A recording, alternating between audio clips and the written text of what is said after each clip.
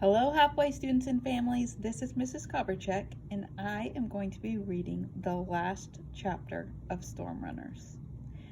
3:33 a.m. At last, they were standing at the gate almost exactly 12 hours after they left the school.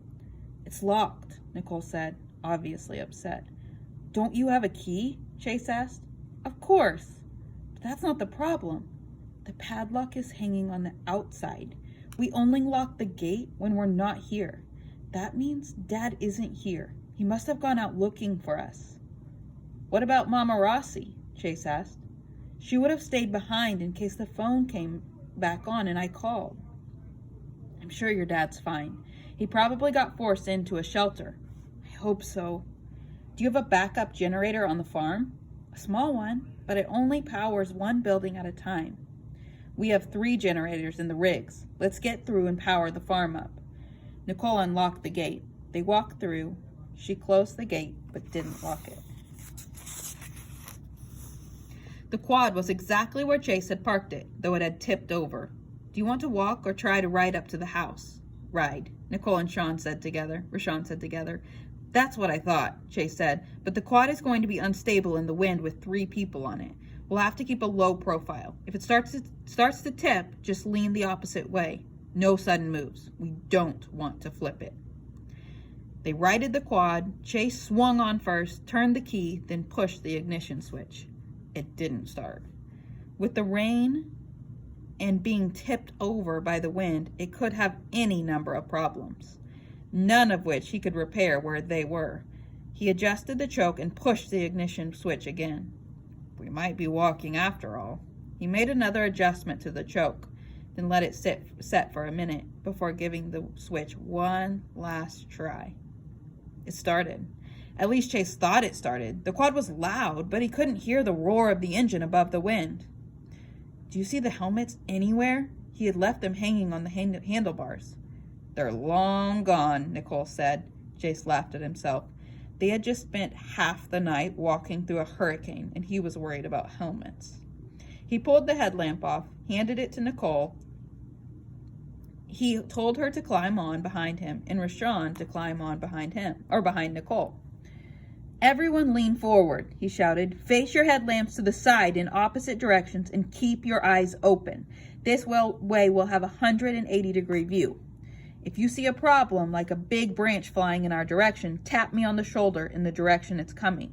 I'm going to drive directly to the farmhouse to check on Mama Rossi."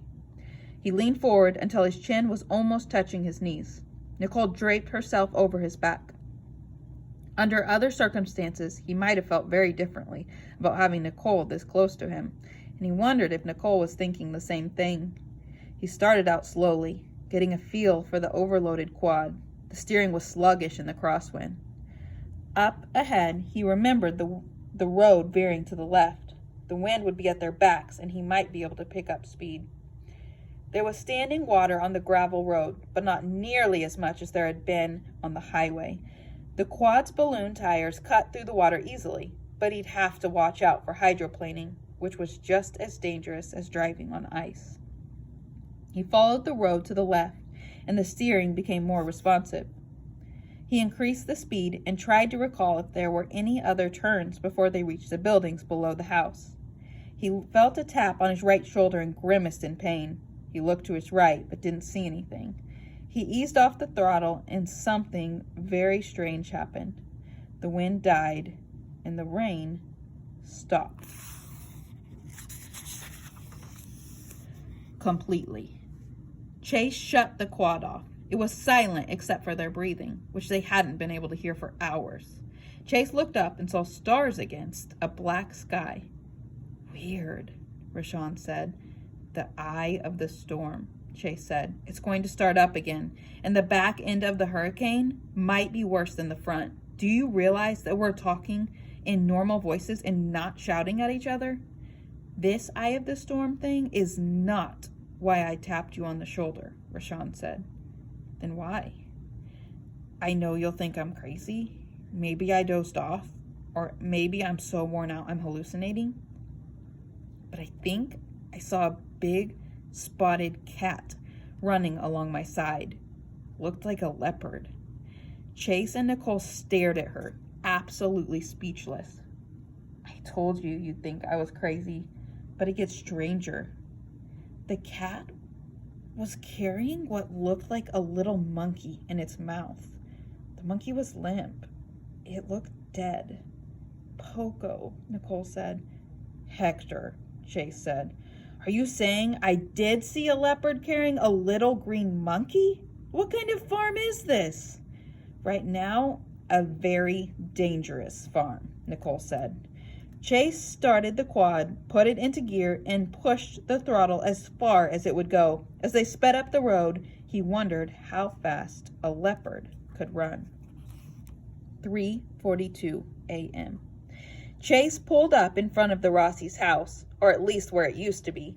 The old farmhouse looked like it had been pushed over by a bulldozer. Nicole was off the quad screaming for Mama Rossi before the quad came to a complete stop. This was their house? Rashawn asked in shock. Yeah. Chase swung off the quad and stepped into a foot of water. Can I borrow your headlamp? Rashawn slipped it off her forehead. You want to stay here with the quad while I get Nicole? With a leopard running around? Rashawn said. No thanks. That's why I have to get Nicole. We can't be standing out here in the open like this with Hector running around. And again, this debris is going to be blowing all over the place. We have to find shelter.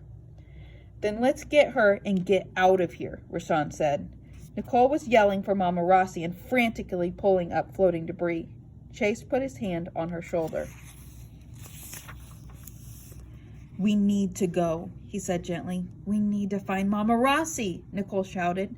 She may not be here, Chase said. I saw a light on outside one of the buildings. Nicole turned around and looked. The circus barn! She ran back to the quad with Chase and Rashawn right behind her. When they reached the barn, Nicole was off the quad again before it stopped and running to a side door. A lot of water here, Rashawn said as they hurried to the entrance. I know, Chase said. Inside, Nicole had her arms wrapped around Mama Rossi. They were both crying. Chase was relieved Mama Rossi had made it through the storm, but he knew they were still far from safe.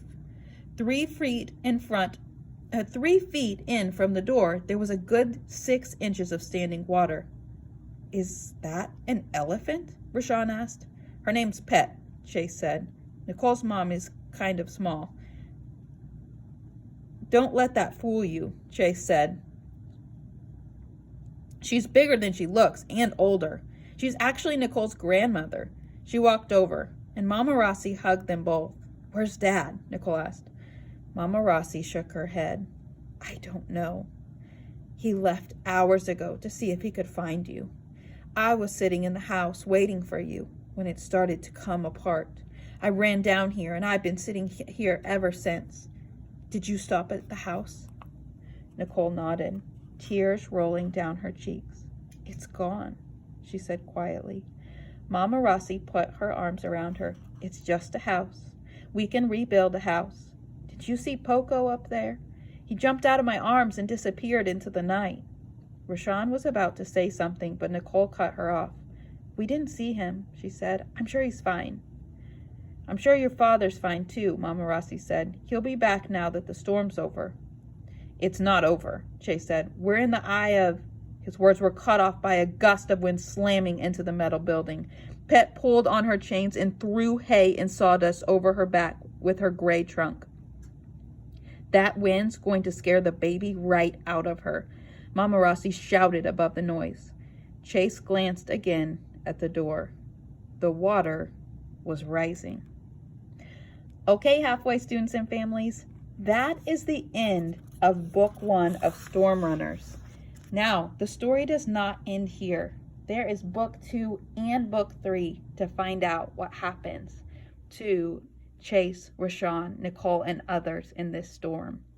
If you want to read the book, you can come get it from the library, or if you have access to Epic, which everyone does at school, book 2 and 3 are available as an audiobook. So come see Ms. Koberchek in the library if you have questions. Thank you for reading this far with us. I hope you have enjoyed the book. On March 4th, on Friday, Roland Smith will be coming to see us at the school at 1 p.m. All right, goodbye.